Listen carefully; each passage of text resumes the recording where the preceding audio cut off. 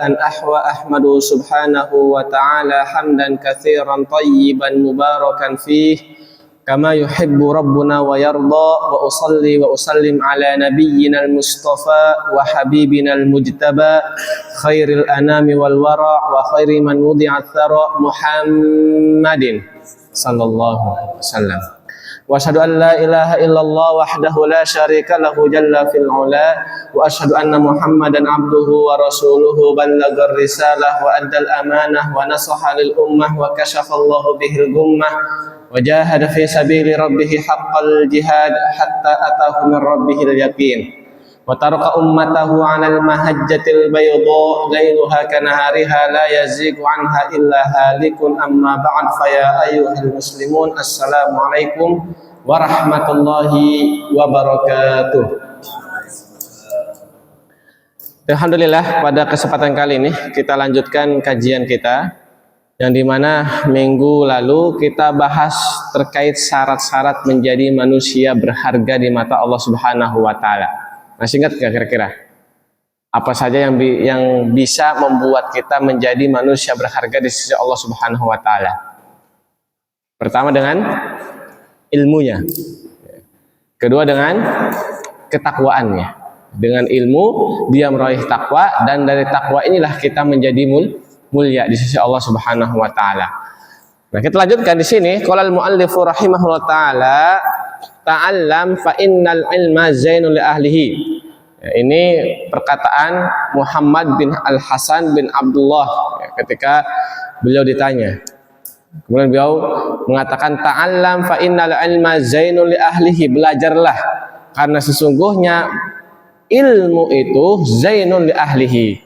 Apa zainul ahli? Perhiasan untuk pemiliknya, apalagi bagi seorang laki-laki. Sebagaimana kita sampaikan, laki-laki itu dinilai dari dua sisi. Pertama dari ilmunya, kedua dari adabnya.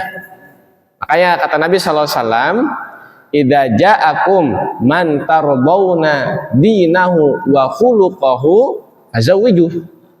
Jika ada seseorang yang datang ke rumahmu untuk melamar anak, ya, melamar anak kita, anak perempuan, anak laki-laki gak bisa dilamar, ya, bisa mungkin di Padang, ya.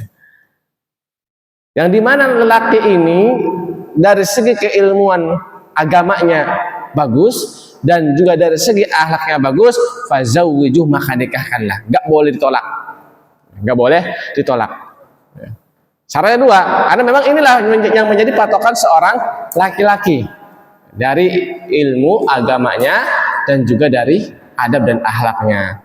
Nah, kalau perempuan ada 4, yang dimana Nabi mengatakan perempuan itu dilihat dari pertama dari jamaliha, dari cantiknya, kemudian dari hasabiha, dari hartanya, dari nasabnya, kemudian dari agamanya. Tapi tetap yang namanya ilmu akan selalu menjadi patokan seorang manusia, entah itu laki-laki ataupun perempuan, menjadi patokan. Sampai Nabi di akhir hadis mengatakan, fadfar bidatid din taribat syadak, pilihlah orang yang ilmu agamanya bagus, taribat syadak, maka kau akan beruntung. Ya. Karena memang ilmu agama ini zainun li ahlihi, perhiasan bagi pemiliknya. Wa fadlun wa unwanun likulli mahamidi, orang yang berilmu akan diberikan keutamaan, akan diberikan unwan. Unwan itu kalau dalam bahasa Arab, unwan itu artinya alamat, tapi di sini maknanya tanda. Makanya dalam Al-Quran dikatakan, hal yastawil ladina ya'lamuna wal ladina la ya'lamun. Apakah sama orang yang berilmu dan orang yang tak berilmu? Karena orang yang berilmu dikasih unwan, alamat, tanda, ini orang ini berbeda dari yang lain. Bukan cuma di akhirat nanti, bukan cuma di mata Allah Subhanahu wa Ta'ala, bahkan di dunia pun, di mata manusia pun, orang yang berilmu pasti berbeda, akan dibedakan. Wa unwanun likulli mahamidi, akan diberikan keutamaan dan tanda-tanda segala kebaikan bagi orang yang berilmu jika dia ini mengamalkan ilmunya. Karena orang berilmu itu dilihat dari amalnya. Kalau ada orang yang berilmu tapi nggak beramal, kelihatan nggak ilmunya? Nggak akan. Ada yang mondok di sini.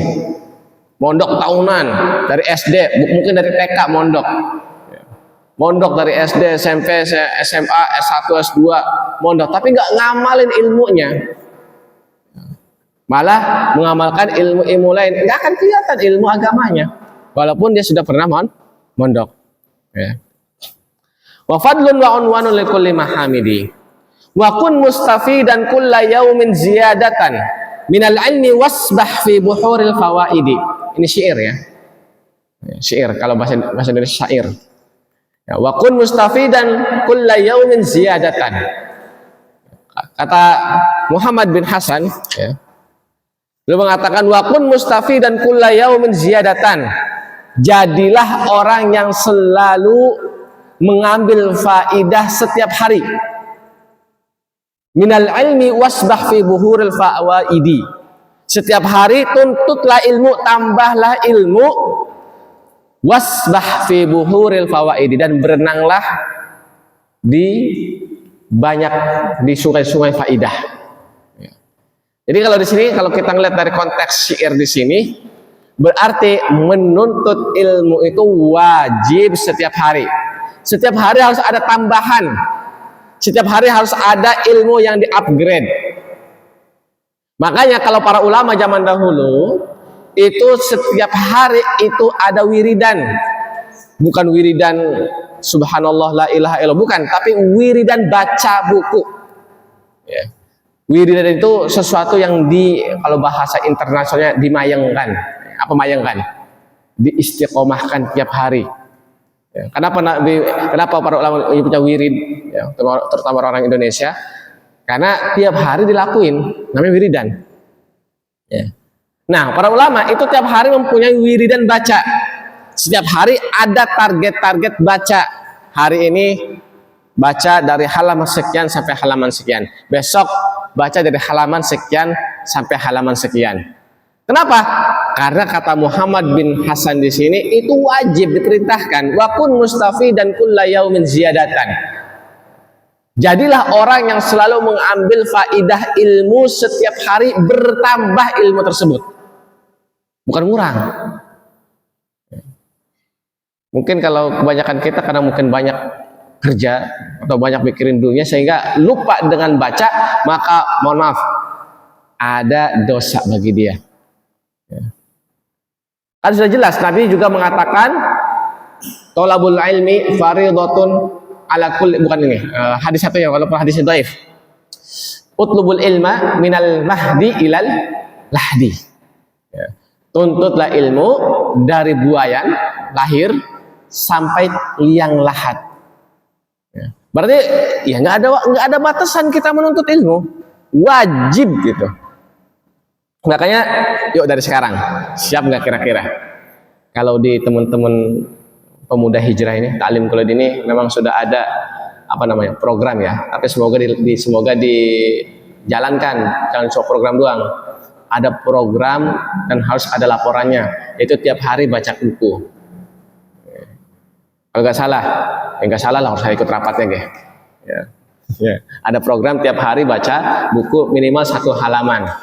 Ini bagus nih, berarti mempraktekkan hadis Nabi dan juga mempraktekkan perkataannya Muhammad bin Hasan. Wa kun mustafidan kulla yaumin ziyadatan minal ilmi wasbah fi buhuril fawaidi.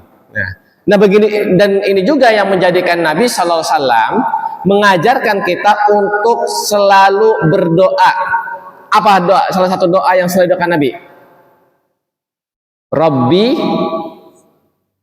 Rabbi zidni ilman warzuqni fahman. Ini Nabi tiap hari berdoa ini. Rabbi zidni ilman warzuqni fahman. Ya.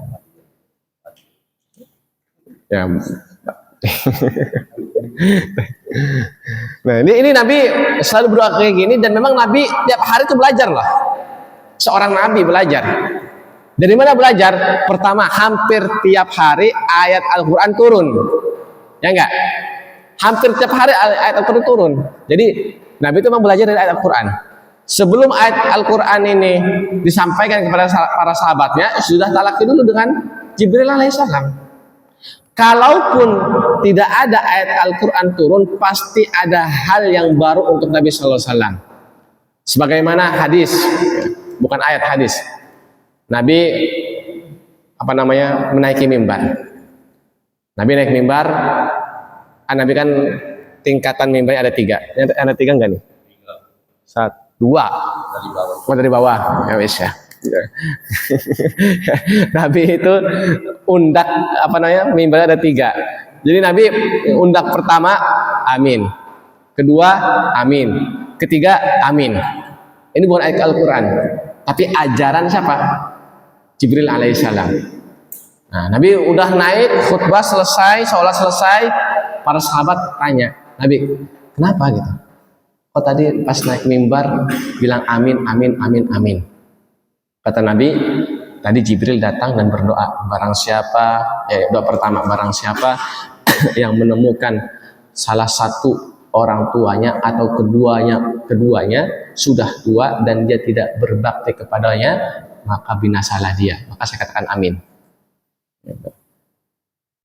Doa kedua, ada yang kita kedua? Lupa saya kedua. Pokoknya doa ketiga itu, barang siapa yang diberikan kesempatan di bulan Ramadan kemudian tidak mengerjakannya, tidak tidak memaksimalkan puasanya, ibadahnya, maka celakalah dia. Maka Nabi amin. Nah, 3 pelajaran, bukan dari ayat Al-Quran, tapi dari doa Jibril alaihissalam. Nah, apalagi kita ngaku umatnya Nabi, tapi tidak pernah belajar. Padahal belajar itu wajib setiap hari, kulla yaumin, setiap hari, minal mahdi ilal lahdi. Maka setidaknya ya, paham nggak paham ya, bisa nggak bisa, setidaknya kita baca buku, atau setidaknya dengarkan kajian, atau setidaknya kalau kita misalkan belum sanggup benar kajian karena lama, setidaknya di HP kita jangan isinya ya video mukbang, ya, video apalagi traveling, video apalagi ya podcast yang enggak bermanfaat gitu ya. Setidaknya kalaupun kita nggak bisa menghadiri kajian, tidak bisa menyimak kajian baik itu offline online, setidaknya kita isi beranda medsos kita ini ada kajiannya, walaupun cuma 1 menit, 2 menit, 3 menit setidaknya ya. Apalagi kalau isinya musik semua, naudzubillah min dzalik. Pertama musik, koplo, 2 apa lagi ya pop, rock, dangdut, segala macam ya. Setidaknya satu hari ada ilmu yang kita tambah ya. Tafaqqah fa innal fiqha afdalu qaidin. Nah, ini nih pembahasan malam kita nih ya. Tafaqqah, jadilah orang yang ahli fikih. Tafaqqah, mantaplah pada ilmu fikih. Fa innal fiqha afdalu qaidin, karena sesungguhnya ilmu fikih itu paling afdolnya qaidin. Apa qaidin? Pemimpin yang mengatur. Jadi kalau kita nggak punya fikih, nggak ada yang ngatur. Sholat kita nggak diatur, puasa kita nggak diatur, ibadah kita nggak diatur, hidup kita nggak diatur. Kebanyakan pola hidup kita, syariat kita, segala macam itu ada di ilmu fikih. Maka fikih ini sebenarnya setengah dari syariat kita, bahkan lebih 2/3-nya. Jadi dasar kita dari fikih, baru selebihnya akidah, kemudian tafsir dan lain-lainnya. Tapi fikih ini afdhalu qaidin, ilmu yang paling penting dan harus dikuasai oleh setiap muslim, bukan cuma oleh seorang ustadz saja, kiai saja, habib saja, ataupun yang lain-lainnya. Semua muslim harus paham ilmu fikih. Maka disebutnya tafaqqah, fi'il amr. Fi'il amr berarti wajib. Tafaqqah, belajarlah ilmu fikih. Fa innal fiqha afdalu qaidin, karena sesungguhnya ilmu fikih adalah sepaling utamanya yang mengatur hidup kita. Ilal birri wa taqwa wa a'dala qasidin. Ilmu fikih ini mengatur kepada birri, kebaikan. Wa taqwa juga mengarahkan kepada ketakwaan. Wa a'dalu qasidin, dan yang paling sempurnanya qasid. Apa qasid? Tujuan. Tujuan kita surga. Bagaimana kita mau menyampai surga kalau kita tidak tahu fikih? Sempat saya pernah lihat itu di salah satu status ya. Ada orang tua umurnya sekitar ya mungkin 60-70 lah, udah tua pokoknya.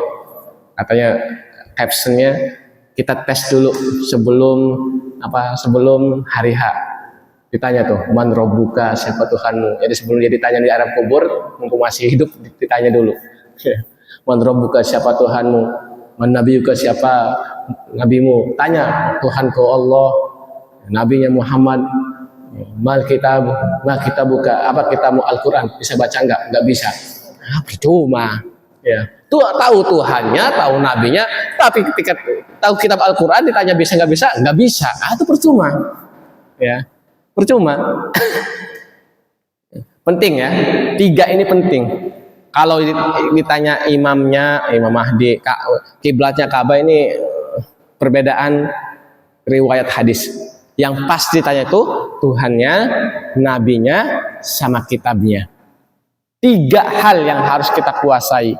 Tuhan kita, nabi kita, sama kitabnya. Berarti kita harus bisa baca kitab Al-Quran.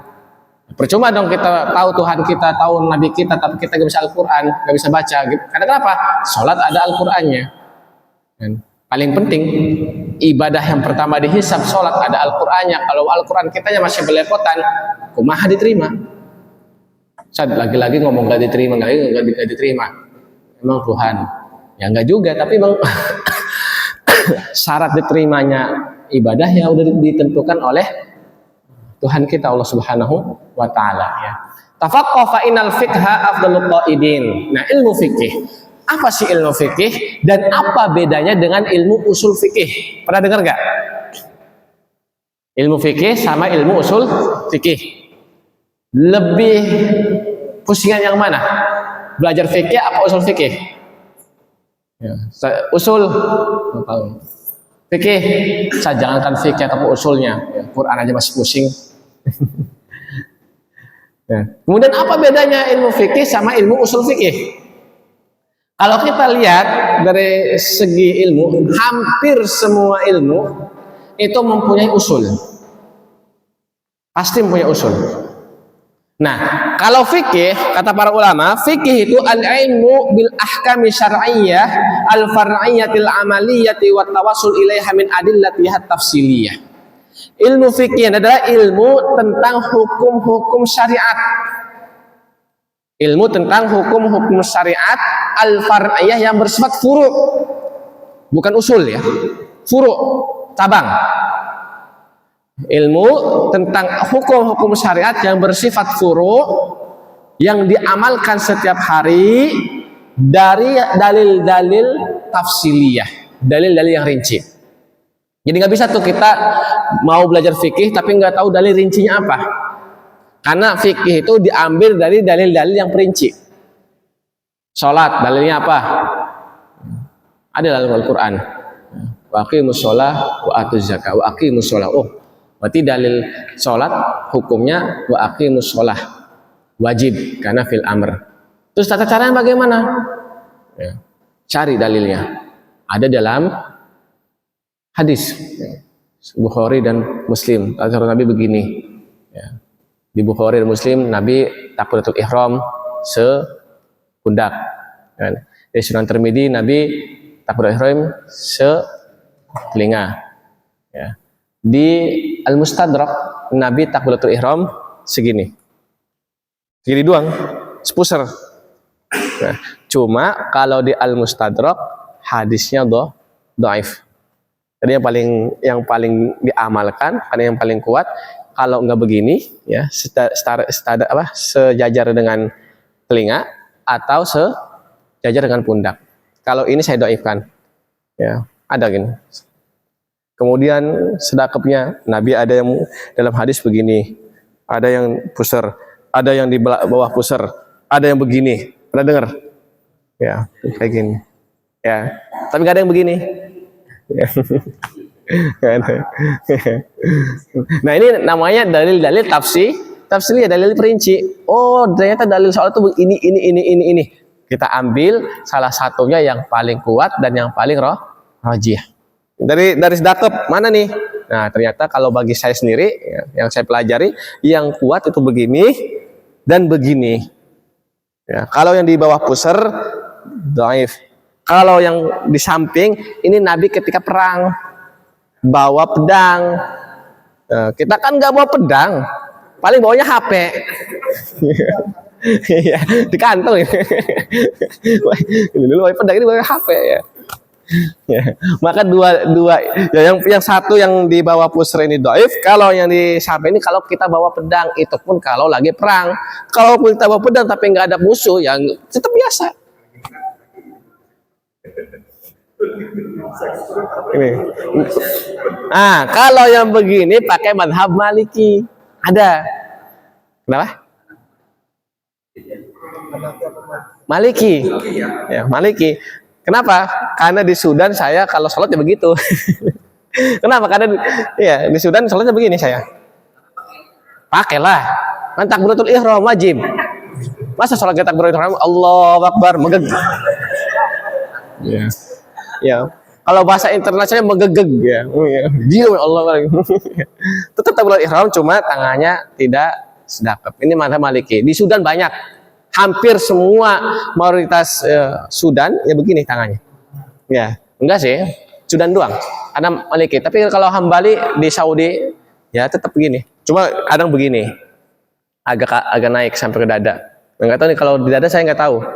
Ada kan orang Allahu Akbar begini. Pas ditanya kenapa sedekapnya di dada, biar hatinya enggak terbang. Enggak lari hatinya. Ya, biar pasti.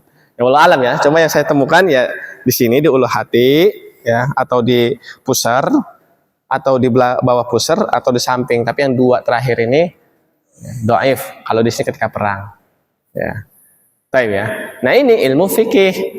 Kalau ilmu usul fikih, al-ilmu bil qawaidil amatil kulliyati fil wusuli ilal ahkami syar'iyyati wastifadati minha. Kalau ilmu usul fikih itu ilmu tentang kaidah-kaidah. Tahu ya kaidah ya? Rumus-rumus tentang hukum-hukum syar'i. Cara mengetahui hukumnya bagaimana? Cara cari hukumnya bagaimana? Cari dalilnya bagaimana? Cara memperoleh hukumnya bagaimana? Ini dipelajari di usul fikih. Kalau ilmu fikihnya hukum dan dalilnya saja. Hukumnya apa, dalilnya apa. Tapi yang paling penting itu dalam usul fikih atau ilmu fikih, yang paling penting itu kita cari dalilnya dulu, baru cari dalilnya dulu, baru menentukan hukumnya. Jangan dibalik. Jangan nentuin hukumnya dulu, baru cari dalilnya. Salah. Misalkan contoh sholat, hukumnya apa? Wajib. Baru cari dalilnya. Salah sebenarnya. Dalam ilmu syar'i itu kita cari dalilnya dulu, baru lihat hukumnya. Sholat nih, kita nggak bisa menghukumi wajib apa sunnah apa fardu apa yang lainnya, nggak bisa. Kita cari dulu dalilnya, sat. Oh, sholat itu hukumnya wajib. Kita kebanyakan kebalik zaman sekarang kayak sholat hukumnya apa? Wajib. Dalilnya apa? Gini. Seharusnya dalil sholat itu apa? Berarti hukumnya apa? Itu yang dicari. Karena kalau misalnya kita memberikan hukum dulu, baru mencari dalilnya, ini bisa tersesat. Bisa tersesat.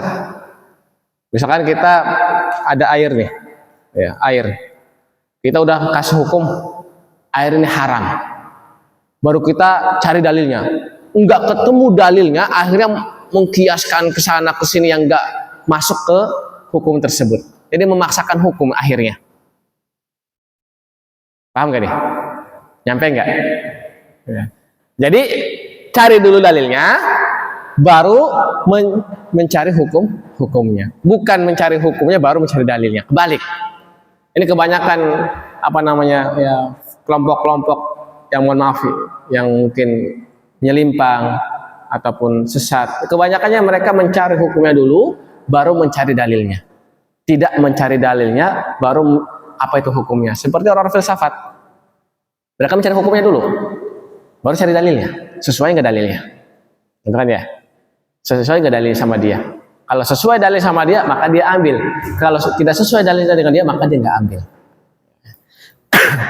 Nah, makanya dari ilmu usul fikih ini sebenarnya banyak. Ada Al-Quran, ada sunnah, ada ijma, ada qiyas, ada al-maslahah al-murasalah, ada istishab, ada istihsan, ada al-adah, dan lain-lainnya. Banyak. Ya. Tetapi mayoritas para ulama ada usul yang disepakati. Mayoritas ya, enggak semuanya.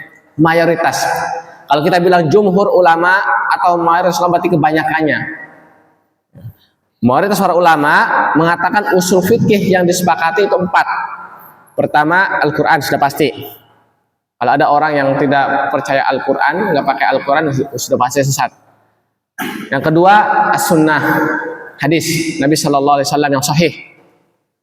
Ketiga, ijma. Oh ya, ijma ya, kesepakatan para ulama. Keempat, kias. Tahu kias?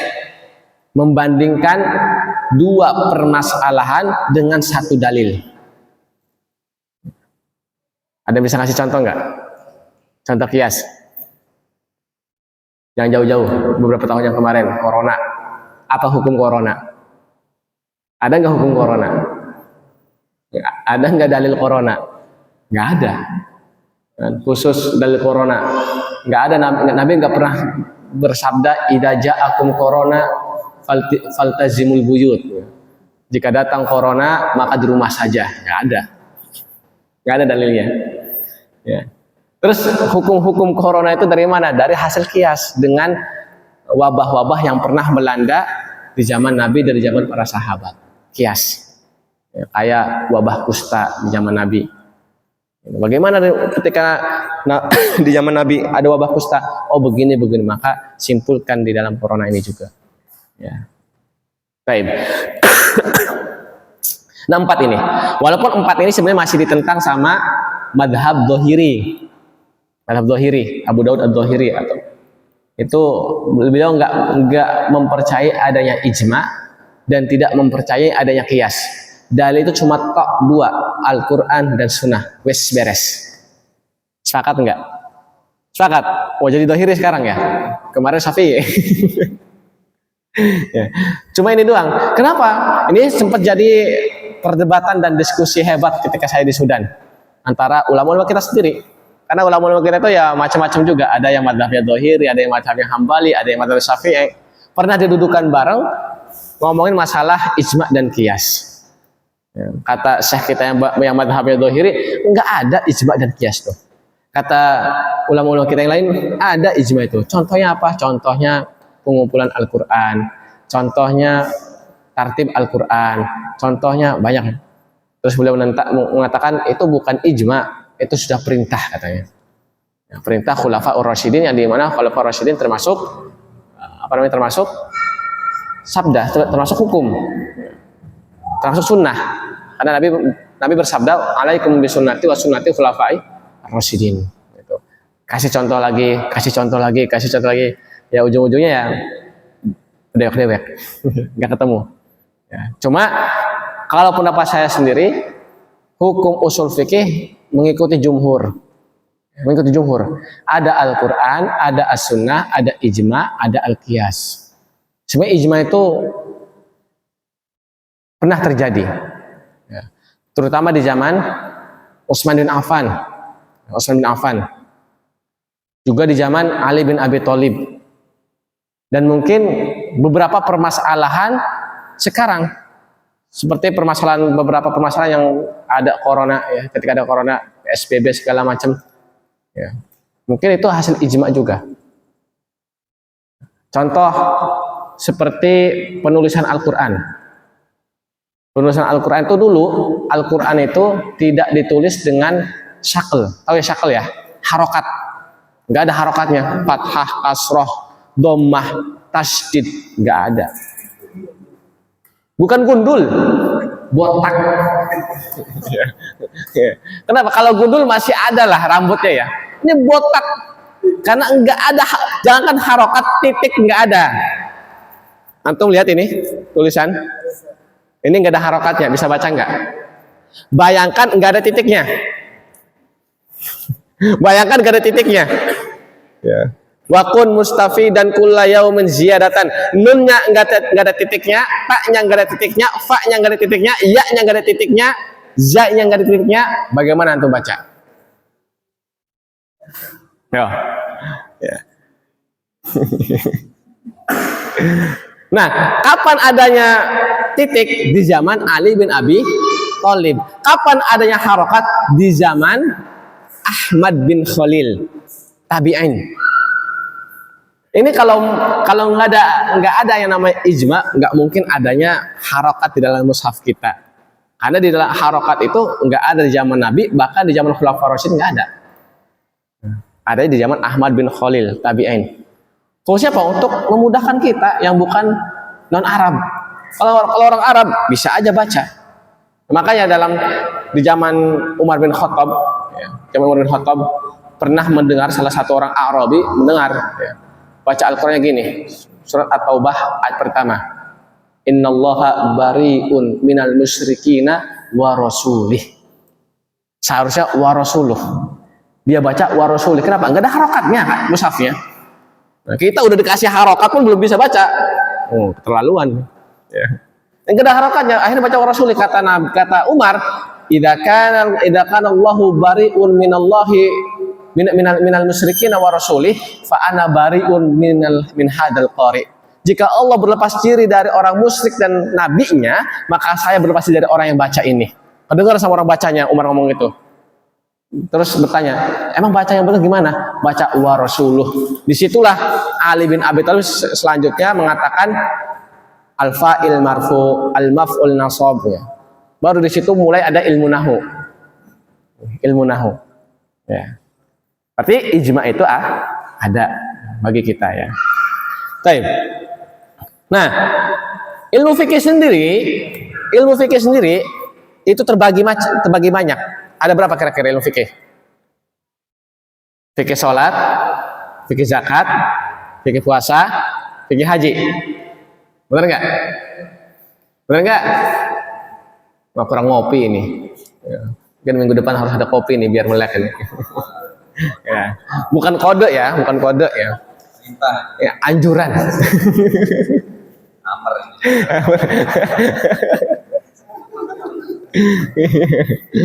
Ada berapa ilmu fikih? Ya. Ada berapa ilmu fikih?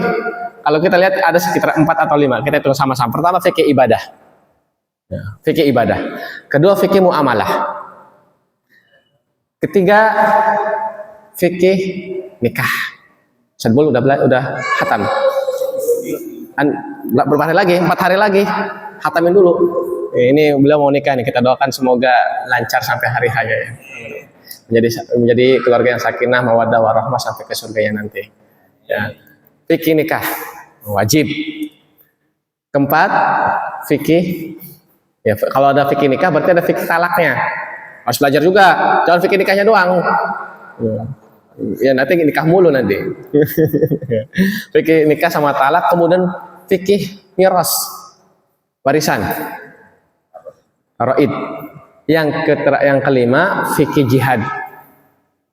Fikih jihad. Kita udah belajar semua belum nih? Fikih ibadah, fikih muamalah, fikih nikah dan talak, fikih miras, dan fikih jihad. Ya. Ini ada fikihnya semuanya nih. Kita jangankan ya fikih. Kalau nikah mungkin semuanya hatam lah, tinggal praktek doang. Ya. Fikih miras jarang, ya. Sedikit. Apalagi fikih jihad. Ya, kalau ngomong fikih jihad ya mungkin ada salat 88 nih. Ya. Jangankan 3 ini ya. Fikih muamalah aja ataupun fikih ibadah aja. Fikih ibadah aja, udah hatam belum kita fikih ibadah? Yang apa namanya? Yang paling awal, yang paling mula. Fikih ibadah aja kita hatamkan. Sholatnya bagaimana, puasanya bagaimana, zakatnya bagaimana. Udah hatam belum ini nih? Kadang kita ngulang-ulangi mulu ya. Ya. Udah ulangi berkali-kali karena sholatnya masih salah aja. Apalagi fikih muamalah. Termasuk di tempat kita ini ya, di sekitar kita ini belajar fikih muamalah itu jarang. Ya, sehingga banyak muamalah yang mohon maaf ya, kurang syar'i atau bahkan tidak syar'i. Karena memang fikih muamalah jarang dipelajari di tempat kita. Makanya setidaknya kalau perlu kita belum belajar fikih fikih jihad, fikih miras, setidaknya kita belajar 3 fikih ini, fikih ibadah, muamalah, dan fikih nikah dan talak. Karena kalau fikih miras itu wajibnya fardu kifayah. Fikih miras itu wajibnya fardu kifayah, harus ada 1 orang yang bisa ilmu warisan supaya menggugurkan dosa-dosa orang lain. Tapi kalau misalkan nggak ada sama sekali yang bisa fikih miras, maka kita semua berdosa. Kalau fikih ibadah wajib semuanya, semua orang tahu. Fikih muamalah wajib semua orang tahu, semua muslim tahu. Karena ini masalah personal yang dibahas. Ya. Kemudian fikih nikah juga harus tahu yang mau nikah. Yang sudah nikah pun kalau belum hatam ya hatamin lagi. Siapa tahu, mohon maaf, ketika pernikahan mendapatkan kendala, permasalahan, cekcok mulu. Mungkin fikih nikahnya kita belum hatam. Ya enggak? Dikira nikah, masuk nikah sama pasangan begini-begini, bayangin enaknya aja. Nah, ternyata sudah nikah berbeda. Nah, mungkin fikih nikah kita belum hatam. Ya, insya Allah selanjutnya Bang Ikhwan, insya Allah ya. Semoga nyusul Bang Arif. Tahu ya. Jadi 5 fikih ini yang kita pelajari. Setidaknya fikih ibadah, muamalah, dan fikih nikah kita pelajari dan kita kuasai. Wal ilmul hadi ila sunanil huda wal hisnu yunji min jami syada'idi. Nah, ilmu fikih ini keutamaannya wal ilmul hadi ila sunanil huda, ilmu yang menunjukkan kepada sunnah-sunnahnya Nabi Shallallahu Alaihi Wasallam. Kita pengen tahu pekerjaan Nabi bagaimana, ibadah Nabi bagaimana, apa yang dilakukan Nabi bagaimana, itu dari fikih. Ya, fikih, termasuk adab juga fikih sebenarnya. Sebenarnya kalau kita bahas fikih, sebenarnya hampir semua ilmu itu fikih. Karena akidah pun fikih. Maka kitab pertama tentang akidah itu namanya bukan kitab akidah, kitab tauhid, bukan. Tapi namanya fiqhul akbar, fikih yang paling besar. Ya. Karena kalau kita bahas semuanya itu termasuk fikih, tafsir juga termasuk fikih, hadis juga termasuk fikih. Ya, cuma kita kelompok-kelompokkan substansi ataupun permasalahan-permasalahan supaya kita lebih paham. Oh, ada fikih ini, ada fikih yang membahas muamalah, ini membahas ibadah, ini membahas nikah dan lain-lainnya. Nah, fikih ini menunjukkan kita kepada sunnah-sunnah Nabi Sallallahu Alaihi Wasallam. Wal hisnu yunji min jami syadaidi, dan ilmu fikih ini adalah hisnun. Apa hisnun? Benteng kita dari segala macam syadaid, musibah, dosa. Jadi kalau kita sudah belajar fikih dan mengamalkan fikih ini, insya Allah kita akan terselamatkan dari segala musibah dan maksiat. Kita mau, misalkan mau maksiat, pengen minum, minuman keras, kita tahu bahwa minuman keras itu haram, nggak jadi, karena mengamalkan ilmunya, mengamalkan fikihnya. Nah, berarti dia diselamatkan oleh ilmu fikih ini. Fa inna faqihan wahidan mutawarri'an asyaddu ala syaitani min alfi abidin. Karena sesungguhnya seorang fakih satu dan dia warok, itu lebih bahaya bagi setan daripada ahli ibadah. Daripada 1000 ahli ibadah. Ada orang 1000 ahli ibadah semua, ada 1 orang ahli fikih. Ini yang lebih bahaya bagi setan itu ahli fikih. Pernah dengar cerita setan mengganggu orang sholat daripada mengganggu orang tidur? Pernah dengar nggak? Ada setan masuk masjid. Jadi ini kata kiai saya dulu ya, ketika mondok di Pontang. Ini setan zaman dulu sama zaman sekarang itu beda. Setan zaman dulu itu bisa dilihat katanya. Menurutnya cerita ini. Setan zaman sekarang lemah, nggak bisa dilihat, tapi masih aja ada orang yang tergelincir. Nah, di kisah ini katanya setan masuk masjid, Ada orang yang lagi tidur, ada lagi orang lagi salat. Yang diganggu setan siapa? Orang sholat. Pas ditanya kenapa? Ini orang sholat, walaupun dia sholat, tapi sholatnya tanpa ilmu, sehingga bisa saya ganggu. Ini orang tidur, walaupun dia tidur, tapi dia berilmu, bisa saya bisa ditampol sama dia. Dari segi keimanan, keilmuan, ini walaupun tidur, dia ilmunya tinggi. Ketika saya digoda, dia mungkin bisa baca doa, bisa ruqyah, bisa apa, sehingga saya panas. Ya. Yang jelas kisah ini benar apa enggaknya, ya sahih apa enggaknya riwayatnya, yang jelas sesuai dengan perkataan para ulama juga, orang ahli fikih itu lebih bahaya bagi setan daripada orang yang ahli ibadah saja.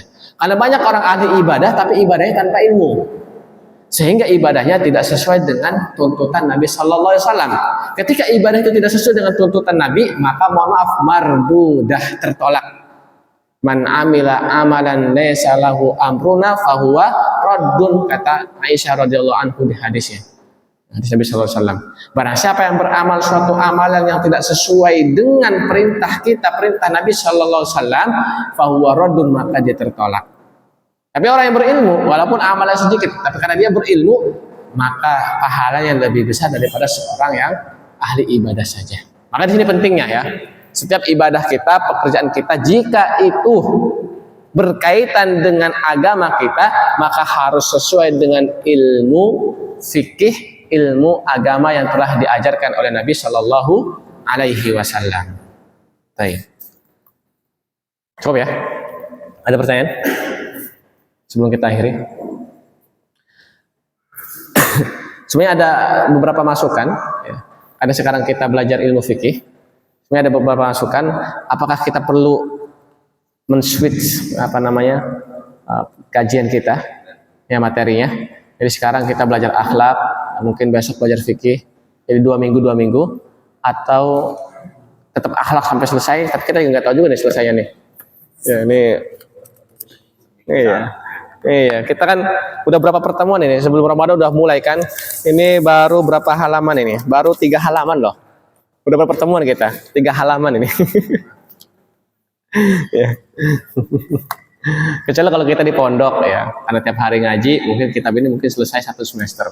Ya, 4 sampai 6 bulan. Ya. Cuma kita belajarnya sudah seminggu sekali, ya kadang juga absen gitu ya. Ya. Jadi gimana? Kita belajar fikih. Apa? Runut. Gimana runut? Fikih terus. Jadi kita selesai ini dulu, baru fikih. Oh, boleh. Ya gimana jamaah?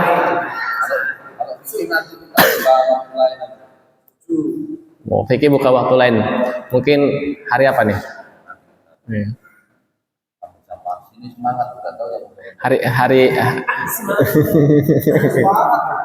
mau hari legging, hari apa lagi? Hari kliwon. Ya, tapi ya nanti bisa didiskusikan lagi. Karena memang penting juga fikih ya, supaya kita tahu juga mana sih ibadah yang sesuai dengan tuntutan Nabi, mana yang enggak. Ya, karena kan ada beberapa permasalahan fikih yang memang itu bukan tuntutan Nabi. Tapi orang banyak mengatakan itu tuntutan dari Nabi. Nah kita bahas tuh, ya, kita bahas. Walaupun afdolnya kita kalau belajar fikih fokuskan satu. Ya, misalkan kita mau ambil mazhab Syafi'i, berarti kita belajar fikih Syafi'i dulu, baru fikih yang lainnya. Cuma ya, saya insya Allah yakin dengan jamaah sekalian yang ada di sini, insya Allah udah paham lah fikih, ya, terutama fikih dasar yang ada di negara kita, fikih Syafi'i. Apa salahnya nanti kita ngambil satu madhab, tetapi nanti kita perluas, kita bahas juga madhab-madhab yang lain, ya. Begitu ya, supaya kita juga ada wawasan. Oh ternyata dalam madhab yang lain itu begini loh, dan ini benar. Oh ada pendapat yang begini dan ini salah, ya.